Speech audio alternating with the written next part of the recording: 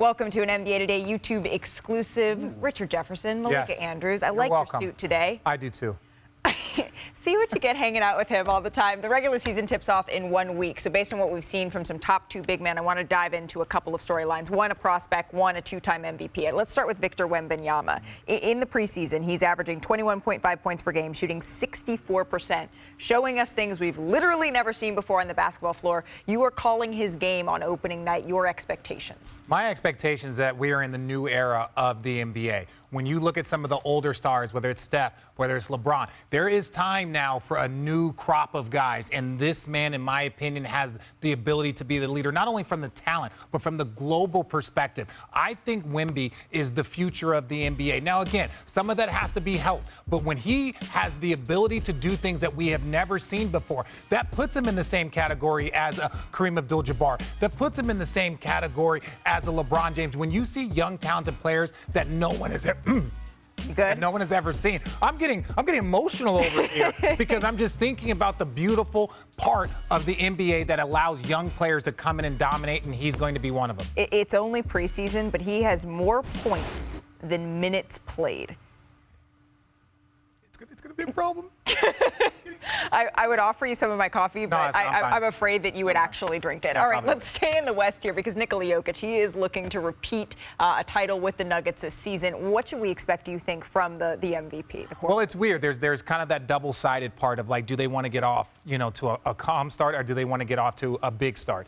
And I think ultimately, if you're trying to play till June again, I think you want to, I don't want to say manage, but you understand that you have a long journey. I think for them, they need to be in the top 2 or 3 in their conference. They want to have home court. We know about the elevation in Denver and how important that is. So I think he gets off to a good start. Do I think he'll have an MVP season? I think he'll be in the mix. But I don't think he's going to be pushing and grinding, trying to get it the same way that a guy like Embiid or Giannis has in the past. I think he's going to play it very controlled, and Jamal Murray is going to lift up, which will lighten the load. I think he's going to have a great season and probably be top 2 or 3 in the league. Do you think he's going to be in the? It feels like he's going to be in the conversation once again for the MVP, a third MVP. It puts him in very rare air. What would that mean? I think the third MVP is less important as the championship was, right? Okay. You can collect MVPs, but now that MVP looks different when you are a champion and then you show back up and dominate and get an MVP. If he gets an MVP, let's say in this year or next year, to me that's the most important MVP because you're a champion and you're still whooping the league's ass. That's what's impressive to me. See, on YouTube we can say all sorts of those things. Okay. I believe there's only been 5 teams that have won their first 2 championships as back-to-back teams,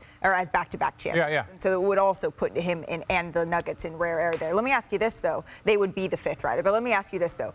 Bruce Brown, Jeff Green, they played enormous roles in the postseason in particular for the Nuggets last year. How much of a loss are they? No, it's a big loss. But when I go and look at championship teams over the past 10 years, especially if they continue to be good, look at the Golden State Warriors and how many times they've had to retool their lineup. Now, they've added guys like Kevin Durant, but they've lost guys over the course of their journey. And that's a part of it. You're going to lose players. How do you retool? What does your development look like? I look at a guy like Christian Brown. He's going to have to step up. And luckily, the Denver Nuggets are young enough where their core can still get better. Aaron Gordon, KCP, they have a young core. We're not talking about in the late 30s and the mid 30s and you're trying to figure it out. So if Jamal Murray raises his level to an all-star, I think that negates the loss of Bruce Brown. If Christian Brown can elevate his game, I think that kind of helps the loss of a Jeff Green. So I think that there's ways within the franchise. And look, let me just tell you, they have been doing an outstanding job drafting and developing players for about a decade. So I have all the faith in them that it'll continue. In a stacked Western Conference, I still give just the slightest edge to the Nuggets because of the talent, because of the continuity that they have. Of course, we'll see if the Suns can catch them, if the Warriors can catch them, if the Lakers can catch them.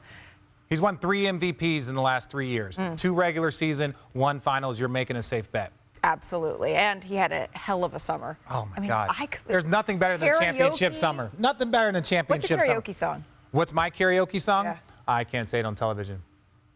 Dreams and Nightmares. Hold up, wait a minute. No. Okay, we're going to end on that note. You can catch NBA Today at 3 o'clock Eastern on weekdays on ESPN. We will see you for more exclusive YouTube elements soon. Hey, Philly, Dreams and Nightmares sounds familiar, right? Philly's up. Yeah, Philly's up. I'm out.